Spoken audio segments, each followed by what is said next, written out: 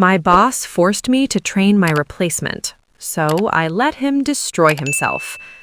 The email came in at 9:07 a.m. No greeting, no context. Just a calendar invite titled Knowledge Transfer Session. That's when I knew. I didn't accept it right away.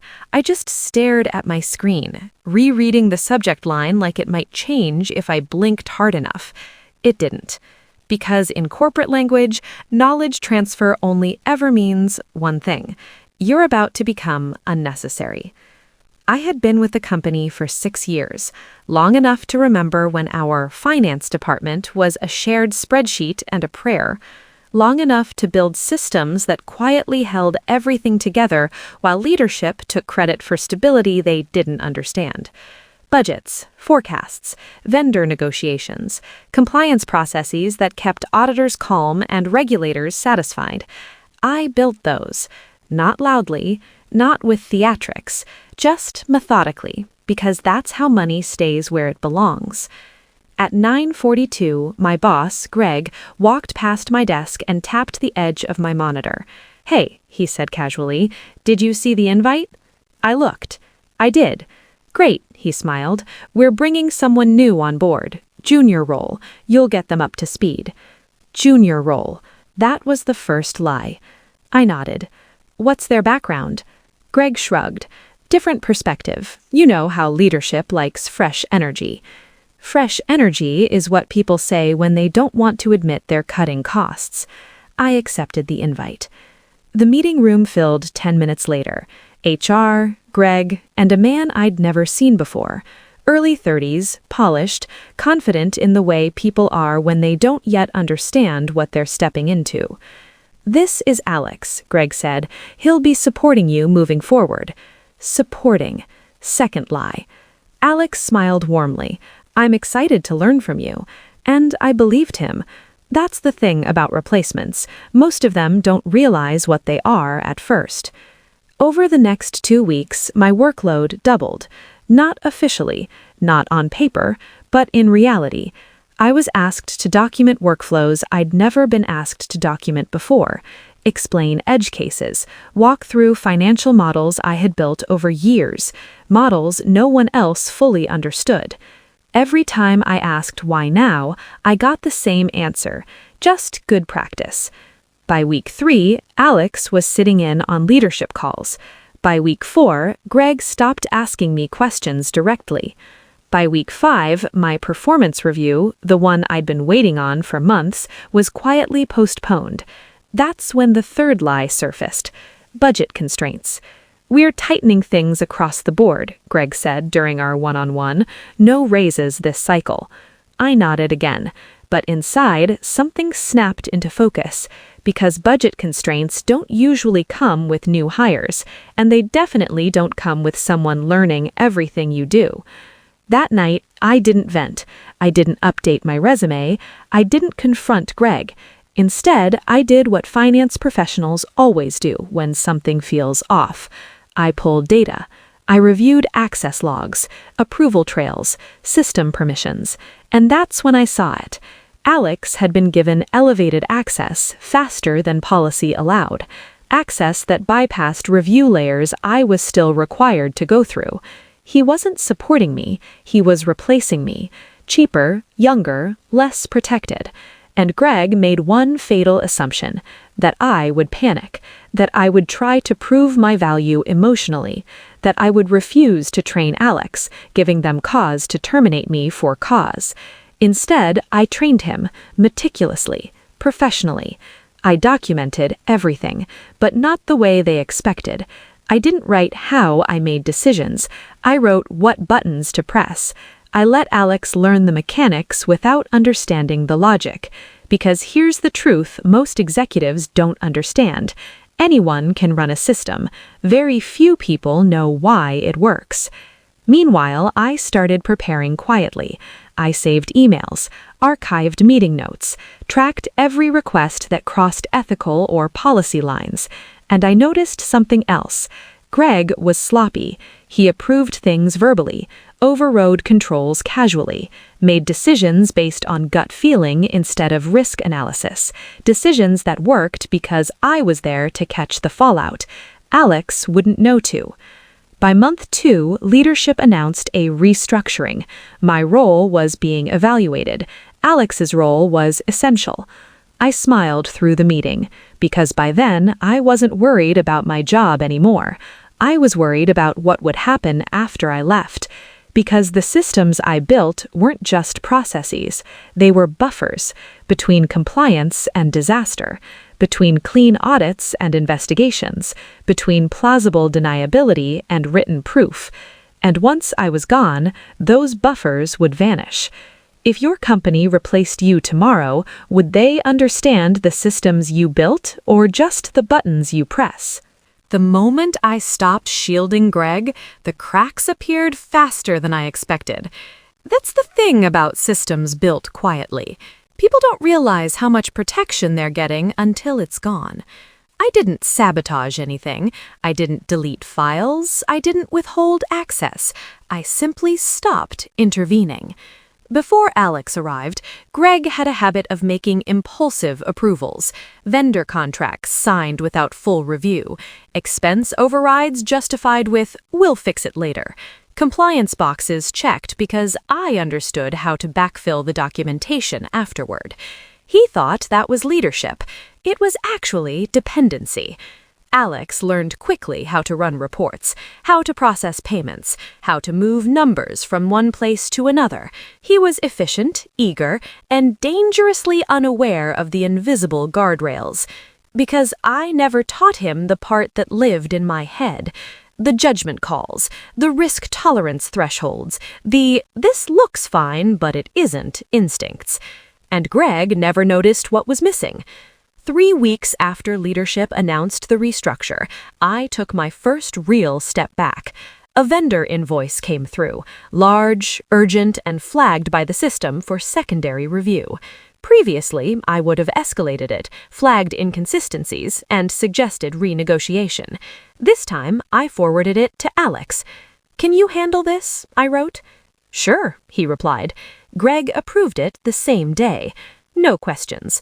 2 days later, a second invoice followed. Similar structure, same vendor, slightly altered terms. Alex processed it, Greg approved it.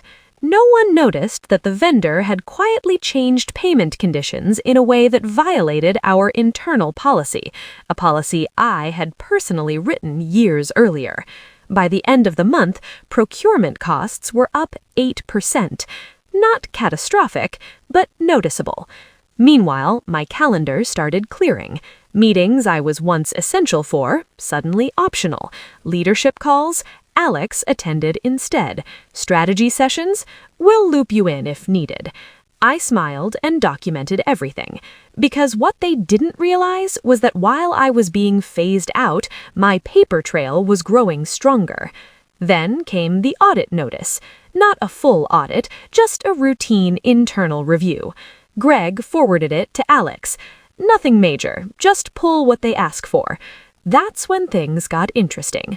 The auditors requested transaction justifications, not just approvals, but rationale. Why certain vendors were chosen, why exceptions were made, why policies were overwritten. Alex froze. He came to my desk that afternoon. "Hey," he said quietly, "do you remember why we approved those last vendor changes?" I looked at the screen. I remembered exactly why. But I also remembered something else. I wasn't required to remember anymore.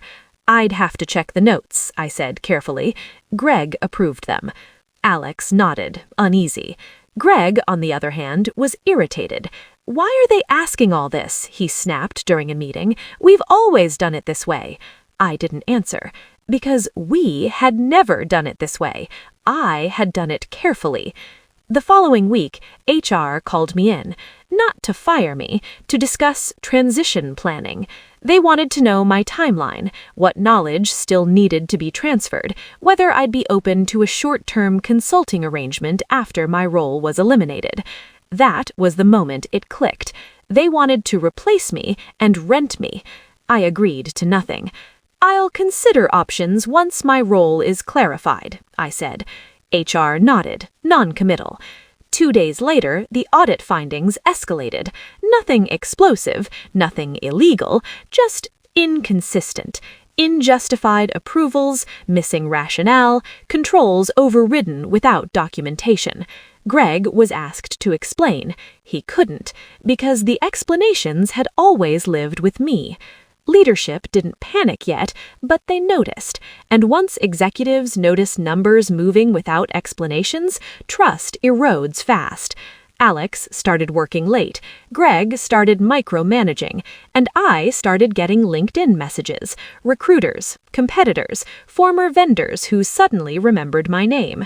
Because industries talk, and when someone who built systems goes quiet, people assume change is coming. I didn't apply anywhere. I didn't need to. I waited. The breaking point came during a leadership review. Greg presented cost projections that didn't align with actual spend. Alex had pulled the numbers correctly, but without context, they looked alarming. A VP asked a simple question. Why did this shift happen? Greg blamed market volatility. The VP asked for documentation. Greg looked at Alex. Alex looked at me. I met his eyes and said nothing. The room went quiet. After the meeting, Greg cornered me. "You could have helped," he said, frustration leaking through his voice. "I wasn't asked," I replied calmly. That's when he realized his mistake. You don't force someone to train their replacement and expect loyalty afterward. You don't sideline the person who understands the system and assume the system will protect itself. By the end of that week, leadership announced a temporary pause on the restructure. Temporary, but telling. The external audit request landed on a Friday afternoon. That timing wasn't accidental. Auditors do that when they already know something's wrong and want to see who panics over the weekend. Greg forwarded the email to leadership with a casual note. "Standard procedure, we're covered." We weren't. We had never been covered. We had been protected. By me. The auditors wanted third-party confirmations, vendor contracts, approval trails, and justification memos for cost variances over the last 2 quarters, the kind of request that doesn't just review numbers, but decision-making. Alex came to my desk again, this time visibly stressed. "They want explanations for exceptions," he said. "Where do we keep those?" I looked at him and felt something I didn't expect. Pity. Because he wasn't the villain here. He was a pawn who had been handed a loaded system without instructions. "Some of them are in emails," I said truthfully. "Some were verbal." He swallowed. "They need written justification." I nodded. Then Greg should provide it. Alex didn't respond, because he knew what I knew. Greg couldn't. The following Monday, the auditors arrived in person. 2 of them. Calm, methodical, polite in the way people are when they already have leverage. They asked for a room, they asked for data, they asked for me. That was the moment leadership finally realized something was wrong. The VP pulled me aside before the meeting. "You didn't mention there were gaps," she said carefully. "I didn't know they existed. I always closed them." That wasn't a threat, it was a statement of fact.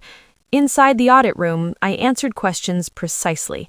No emotion, no blame, no opinions, just facts. Yes, that vendor exception was approved verbally. Yes, I flagged the risk in a follow-up email. Yes, the override was requested by Greg. No, I did not sign off on the final approval. Every answer led somewhere uncomfortable. The auditors asked Greg the same questions. His answers wandered. He spoke in generalities. He referenced standard practice. He used phrases like, "we usually do," and "historically acceptable." Auditors don't accept vibes. They accept documentation. By Wednesday, the tone had shifted completely. Leadership stopped including Greg in strategy meetings. HR started asking me questions they should have asked months earlier. What exactly did you manage? How many controls relied on your review? Were any of these processes centralized? I answered honestly, too honestly, because honesty was the most damaging thing I could offer. By Thursday afternoon, Greg called me into his office. He looked tired, older. He said, "We might have made a mistake." Might. He asked if I'd consider staying on through the transition, not training, not supporting, protecting. I told him I'd think about it. That night, my personal phone rang, an unknown number. It was a recruiter, a competitor. They'd heard there was movement at my company. They offered a base salary 30% higher than mine, plus bonus, plus equity. I didn't accept, not yet, because leverage compounds. The next day, HR scheduled a meeting with me and legal. They wanted to discuss risk mitigation. That phrase alone told me everything. I walked into the room with a calm I hadn't felt in years. They didn't threaten me. They didn't corner me. They offered me a severance package, 3 months' pay. Standard. I didn't react. Then they added consulting fees, hourly, above market, to stay on for 6 months post-exit. I still didn't react. Then legal spoke. They wanted a non-disparagement agreement. And suddenly the room felt different, because companies don't ask for silence unless they're afraid of what you could say. I asked one question. Is this about Greg? No one answered. That was my answer. I asked for the weekend. They agreed. Over the weekend, I reviewed everything. Emails, approvals, meeting notes. I didn't need revenge. I needed control. On Monday, I countered. Higher severance, shorter consulting window, written acknowledgement of my role in building the financial systems. They accepted. Immediately. Greg was placed on leave the same day. Alex resigned 2 weeks later. The restructure was officially paused. Unofficially, it was dead. If the people who replaced you suddenly needed you back, would you return as an employee or as leverage? Tell me in the comment below. The day I signed the severance agreement, the building felt different. Not hostile, not awkward, hollow. That's what happens when a company realizes too late that it removed the wrong piece from the structure. Everything still stands, but the integrity's gone. HR walked me through the paperwork carefully, slower than usual. Every clause explained, every line initialed. They didn't rush me. That told me everything I needed to know. They weren't doing this out of courtesy. They were doing it out of fear. When I handed the signed documents back, legal asked one final question. If anyone reaches out to you regarding internal matters, you'll direct them to us? I nodded. Of course. I meant it. Because from that moment on, every conversation had a price. I cleaned out my desk quietly. No goodbye email, no farewell speech. The kind of exit that leaves people wondering what they missed. Alex wasn't there. He had taken personal leave. Greg's office was dark. Security walked me out, politely, respectfully, not because I was a threat, but because procedures suddenly mattered again. As I stepped into the parking lot, my phone buzzed. Unknown number. I already knew who it was. Greg. I let it ring. He tried again 10 minutes later. I answered on the 3rd attempt. "Hey," he said, forcing calm. "I just wanted to talk. Talk. The word people use when control is gone." "I'm not involved anymore," I replied evenly. "You should contact legal." There was a pause. Then frustration slipped through. "They're blaming me for everything." I didn't respond. Because for the first time, Greg was right. They were. He tried again. "You know I trusted you." That almost made me laugh. Trust isn't forcing someone to train their replacement while cutting their future. Trust isn't sidelining expertise and hoping systems run themselves. Trust isn't silence until consequences arrive. "I documented everything," I said finally. "You approved it all." The line went quiet. Then he hung up. That was the last time I ever heard his voice. 2 weeks later, the news broke internally. Greg had been terminated for cause. No announcement, no explanation, just gone. Leadership framed it as organizational alignment. People read between the lines. Meanwhile, I didn't take the competitor job. I did something smarter. I countered. Instead of employment, I proposed consulting. Short-term, specific scope, premium rate. They agreed in under an hour. That was my second win. Because when companies pay for access instead of ownership, you control the clock. Within the first month, I made more than I had in an entire quarter at my old job, and I did it on my terms. No politics, no after-hours emergencies, no shielding bad decisions, just clean work, clean boundaries. Then something unexpected happened. My former company reached out. Not HR, not leadership, legal.